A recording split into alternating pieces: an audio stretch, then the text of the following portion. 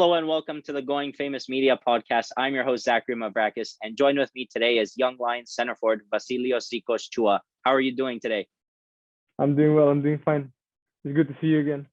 Good to see you again as well.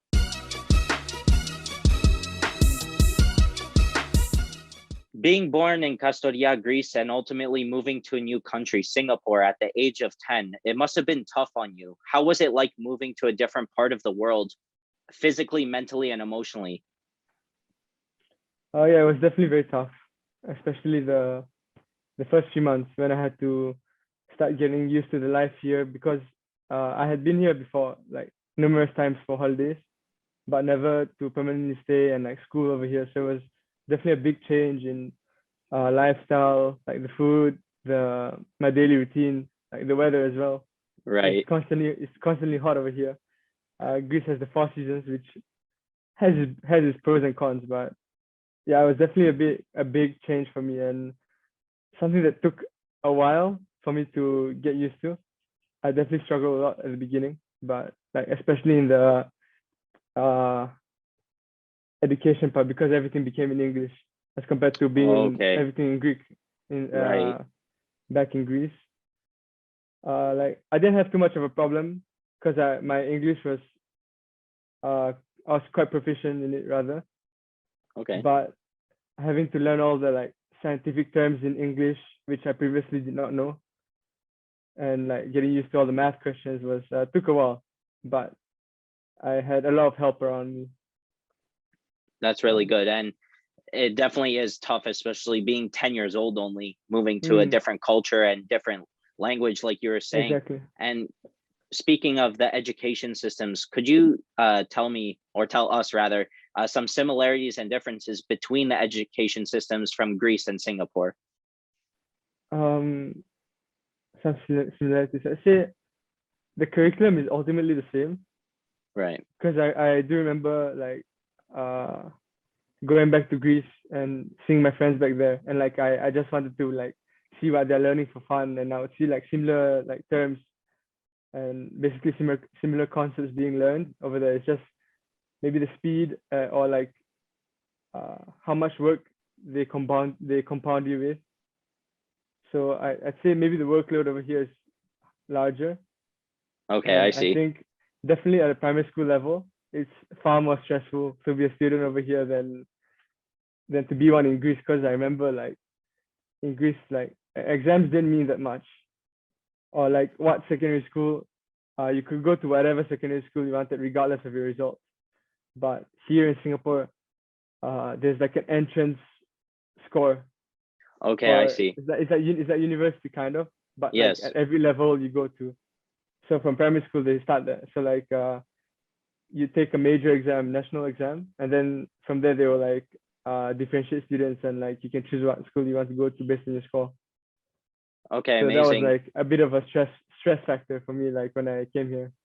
For sure. I mean, with Canada, I just needed my high school credits and a certain percentage average in order to get into the program that I'm in right now. And no, in Greece it's the same though. Yes, it's the like same. For high school, but in primary school, like that was a very big surprise to me. Yeah.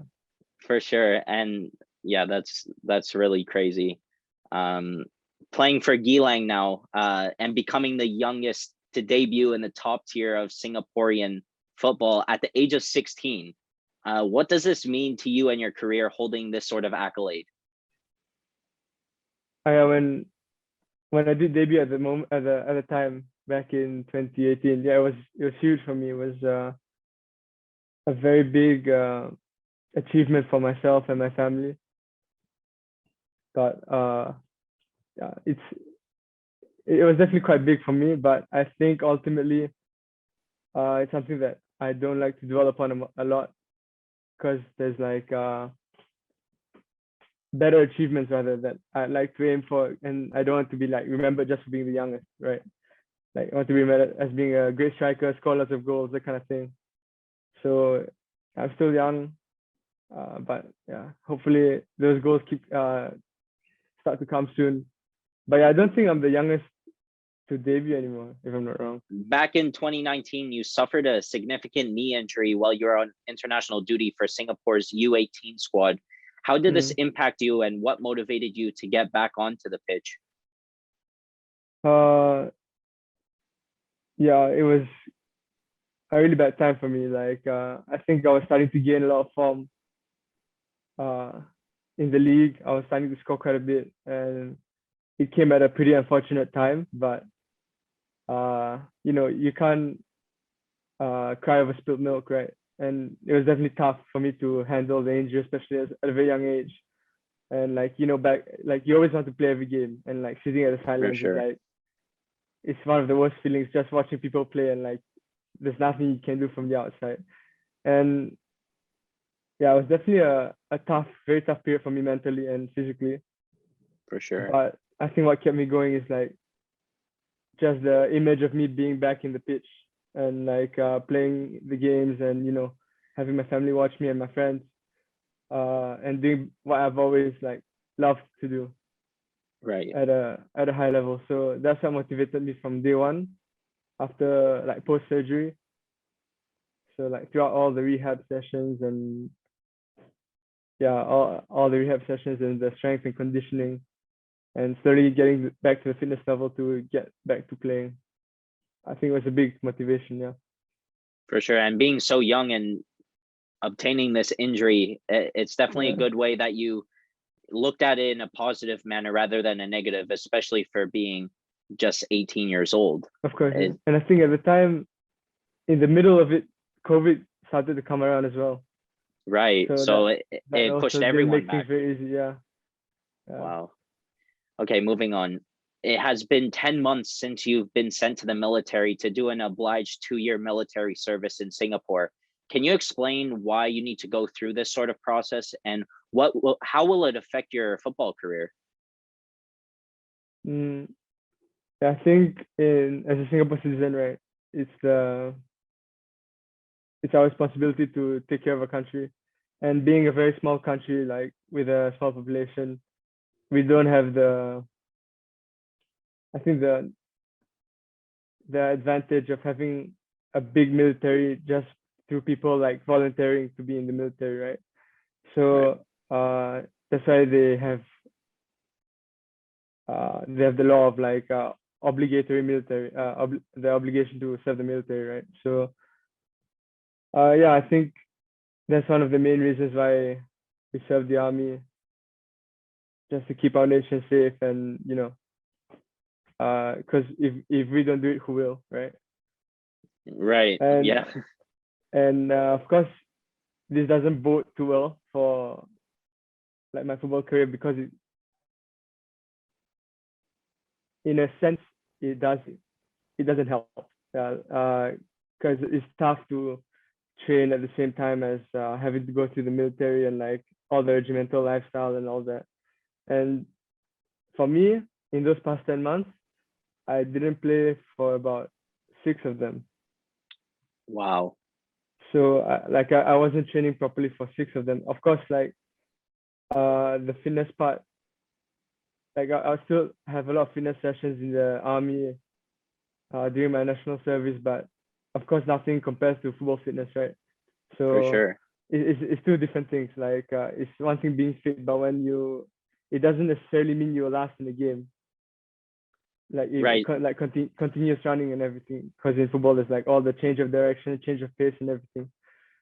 So yeah, it takes a while to get back to fitness, and I was definitely a bit rusty at first. Yeah, slowly as I've been given the chance to train more, slowly that rust is being shaken off. Good. So and that's, I'd say, one of the challenges with having to play football at the same time as national service. Yeah. Right. Do you think it was difficult going back into football, like the first day you stepped back onto the pitch to train? Was it awkward? Did you remember any moves? Did you lose anything? I think that's one of the concerns, right? That's one of the concerns, right? It's like, maybe I forgot how to play like 11-a-side football because it's been so long, that kind of thing. But it happens, like it comes naturally. I think, after a while, and given I've been doing it for so long, and I think it also helped that the coaching staff were very helpful as well. They obviously know what I've gone through, so they ease me in. They don't like they make sure that my load is managed, so that obviously you don't get injured after not playing for so long and all that. So that was helpful. Right. And being such a prolific goal scorer like you are, I'm sure it was super easy You getting flatter back me. on that pitch. You flatter me. You flatter me.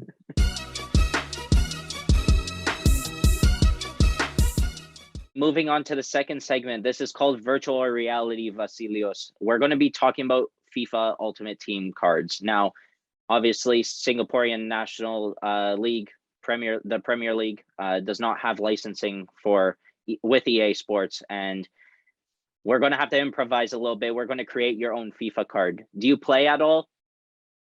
Yeah, I do from time to time. Yeah. What sort of game mode do you play? I used to play when I was younger a lot of career mode. Okay, amazing. But slowly I started to play more Ultimate Team. Yeah. Amazing. Do you have a favorite card on Ultimate Team that you're using right now? My team, yeah, is lacking at the moment. I haven't touched FIFA in a while. So I'd say what's my best card? I think just basic Dembele. Oh, okay. He's a pretty broken card anyways. He's a broken card, yeah. Now, as mentioned before, you don't have a FIFA card, so we're going to create one on this show for you. You're going to give me some stats. Good. I'm going to walk through each statistic, and you're going to give me a number between 1 and 99. Are you ready? Yeah, I'm ready. All right. The first one, we're going to go with pace. How speedy are you on the pitch, would you say? Ooh. I wouldn't say I'm definitely not the fastest. Okay. Like in training, especially now, we use the trackers, right? Right. And I say my speed is always I wouldn't say it's at the top. So I think I'd go with maybe 65. 65.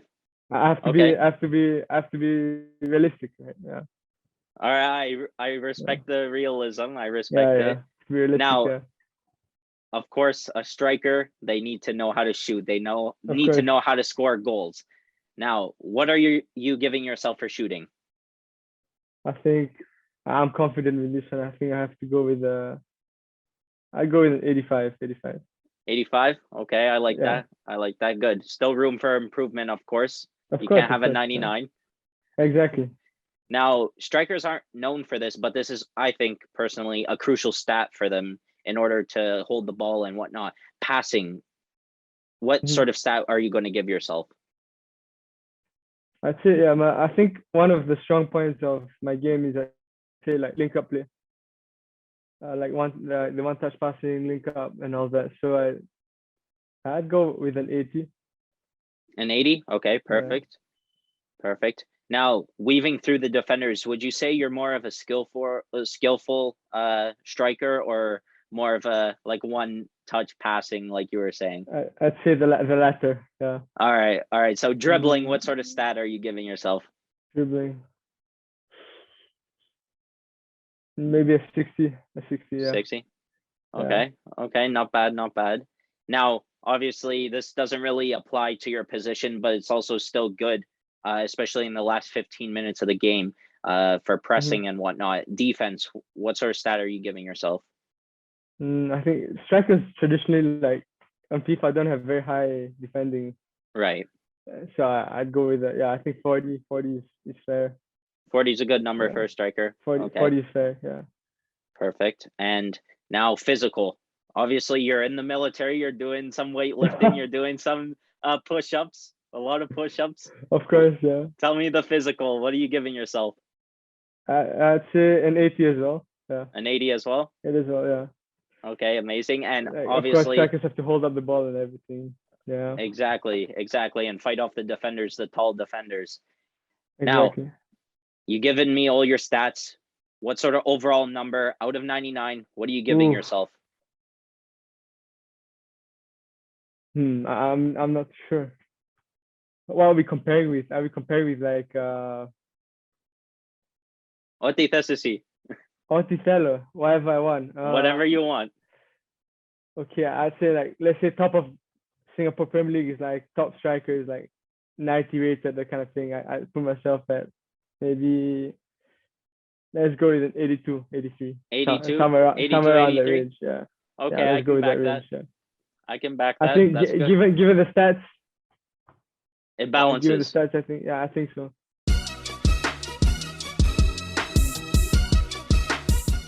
All right, Vasileios, this is the final segment. It's called Rapid Round. This is where I'll ask you 10 questions and you'll give me either this or that answer. You have to choose between one within a few seconds. Are you ready? I'm ready. Let's do it. All right. The first one, number 9 or number 20?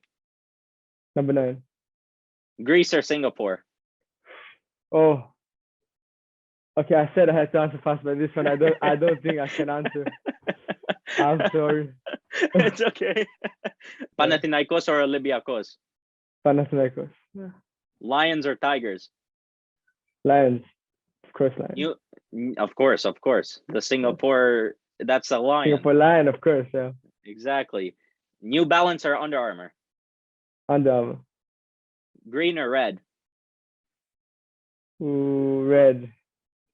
Zlatan Ibrahimovic or Robert Lewandowski? Robert Lewandowski. Tennis or table tennis? Tennis. Amazing. Arm workouts or leg workouts? Leg workouts. Now this is the final one, okay? Are you ready? I'm ready. This is the most important one. You're trying to catch me off guard over there. I am. Another interviewer or Zachary Mavrakis? You know the answer. 100% Zachary Mavrakis. No doubt in my mind.